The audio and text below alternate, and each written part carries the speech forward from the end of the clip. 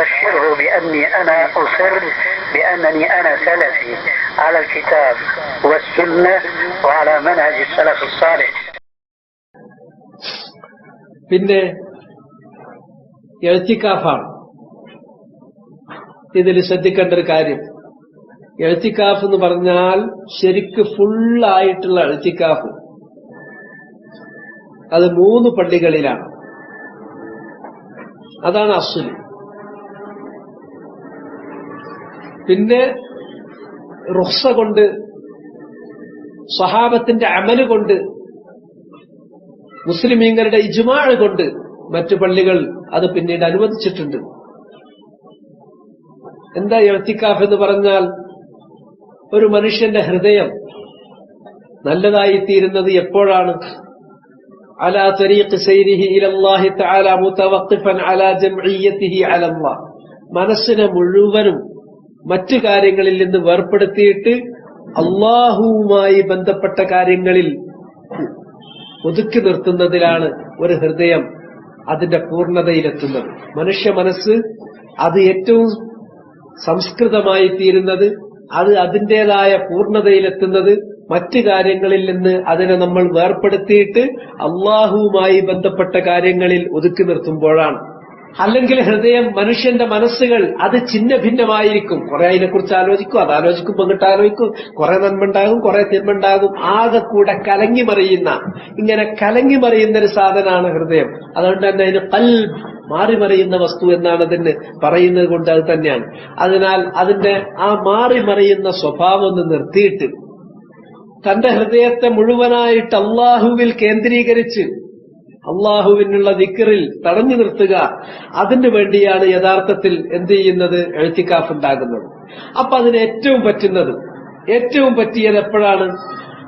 ഇതിന് തടസ്സം നിൽക്കുന്ന കാര്യം, ആവശ്യത്തിൽ കവിഞ്ഞൊരാൾ ഭക്ഷണം കഴിക്കുകയാണെങ്കിൽ അത് സ്വാഭാവികമായും മനസ്സിനെ ഇങ്ങനെ അള്ളാഹുവിൽ തളച്ചു നിർത്താൻ പറ്റൂല. ഭക്ഷണം അത് ഇതിനെതിരാണ്, ആവശ്യം കവിഞ്ഞിട്ടുള്ളത്. പാനീയങ്ങൾ ഇതിനെതിരാണ്. മനുഷ്യരുമായിട്ട് ആവശ്യത്തിലധികം ഇടപഴകുന്നത്, അവരോട് കമ്പനി, ഇവരോട് കമ്പനി, അങ്ങനെ സൊറ പറഞ്ഞിരിക്കുന്നു, ഇങ്ങനെ വെടി പറഞ്ഞിരിക്കുന്നു, അത് ഹൃദയത്തെ അത് ഛിന്ന ഭിന്നമാക്കുകയുള്ളൂ, അള്ളാഹുവിൽ ഏകീകരിക്കുന്നതിനെതിരാണ്.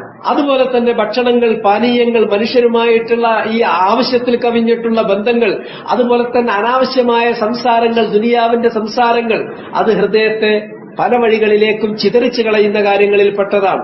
അതുപോലെ തന്നെ ഉറക്ക്, കണക്കിലധികം കിടന്നുറങ്ങുകയാണെങ്കിൽ അതും നമ്മുടെ ഹൃദയത്തെ അത് ദുർബലമാക്കി കളയുന്ന കാര്യമാണ്. അതുകൊണ്ട് തന്നെ ഇതെല്ലാം അള്ളാഹുവിലേക്കുള്ള നമ്മുടെ ഈ പ്രയാണത്തിൽ ഹൃദയത്തെ ആ വഴിയിൽ നിന്ന് തെറ്റിച്ച് മറ്റു വഴികളിലേക്ക് നിർബന്ധിച്ച് പിടിച്ചുകൊണ്ടു പോകുന്ന കാര്യമാണ്. അതുകൊണ്ട് തന്നെ ഹൃദയത്തെ ഒന്ന് മെരുക്കിയെടുത്തിട്ട് അള്ളാഹുവിലേക്കുള്ള ഈ വഴിയിലൊന്ന് ഒതുക്കി നിർത്താൻ, അത് കൊല്ലത്തിലൊരു 10 ദിവസം അതിന് സാധിക്കുന്ന ആളുകൾ മെനക്കെടുകയാണെങ്കിൽ അതിന് ഏറ്റവും ഉചിതമായ സമയം റമളാനാണ്. റമളാനിൽ ഒന്ന് ഫുദൂലായ ഭക്ഷണങ്ങളും പാനീയങ്ങളും ഇല്ല, ആവശ്യത്തിൽ കഴിഞ്ഞിട്ടുള്ള ഭക്ഷ്യവസ്തുക്കള്, പാനീയങ്ങളില്ല. പകലവൻ ഭക്ഷണ പദാർത്ഥങ്ങൾ തീർത്തു ഒഴിവാക്കിയിട്ടുണ്ട്. രാത്രിയിൽ തന്നെ അത്യാവശ്യത്തിനുള്ളത് മാത്രം. പിന്നെ അവന്റെ മനസ്സെപ്പോഴും കൊതിക്കുന്ന അവന്റെ ലൈംഗികമായിട്ടുള്ള ആവശ്യങ്ങൾ അത് പകലിലില്ല, തീർത്തൊഴിവാക്കി രാത്രിയിൽ മാത്രമാണുള്ളത്. ആ രാത്രിയിൽ തന്നെ എഴുത്തിക്കാഫിന് ഒരുങ്ങുന്നതോടുകൂടി വലാ തുബാശിറൂഹുന്ന വഅൻതും ആകിഫൂന ഫിൽ മസാജിദ്, പള്ളിയിൽ നിങ്ങൾ എഴുത്തിക്കാഫിന് ഒരുങ്ങി വന്നാൽ പിന്നെ ഭാര്യമാരുമായിട്ട് സംസർഗമില്ല, അവസാനിച്ചു, അത് കഴിഞ്ഞു.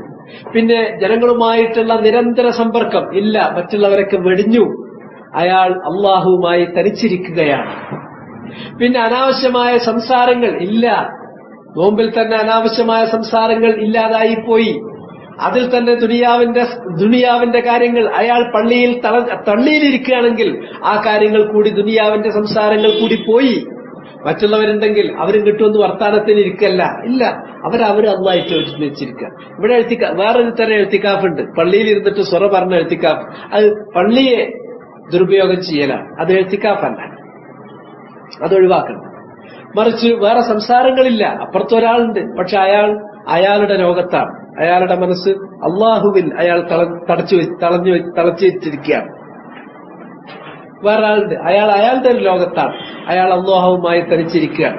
ഇങ്ങനെ എല്ലാ തരത്തിലും മനസ്സ് ചിതറിപ്പോകാൻ ഉള്ള എല്ലാ വഴികളും അടച്ചിട്ടൊരു 10 ദിവസം, അത് റമദാനിലാകുക, നോമ്പുള്ളപ്പോഴാകുക, പള്ളിക്കകത്താകുക, എന്നിട്ട് അവിടെ കൊണ്ടിട്ട് എല്ലാ മൊബൈലും, അത് മൊബൈൽ പള്ളിക്ക് കയറ്റാനേ പാടില്ല.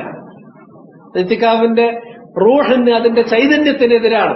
അവിടുന്ന് ഫോണിലൂടെ പല കാര്യങ്ങളും പറയാനില്ല, അതൊന്നുമില്ല. അയാൾക്ക് കാര്യങ്ങൾ പറയാനുള്ളത് അള്ളാഹിനോട് മാത്രമാണ്. ദുനിയാവിന്റെ കാര്യങ്ങൾ സംസാരിക്കാനല്ല, ദീനിന്റെ കാര്യങ്ങളാണ് അയാൾ ചിന്തിക്കുന്നത്, പറയുന്നത്, അതാണ് അയാൾ വായിക്കുന്നത്, അതാണ് അയാൾ ഉച്ചരിച്ചുകൊണ്ടിരിക്കുന്നത്. അയാൾ അള്ളാഹുവിന്റെ കാര്യത്തിൽ അയാൾ ഒതുങ്ങി നിൽക്കുകയാണ് അയാളുടെ മനസ്സ്.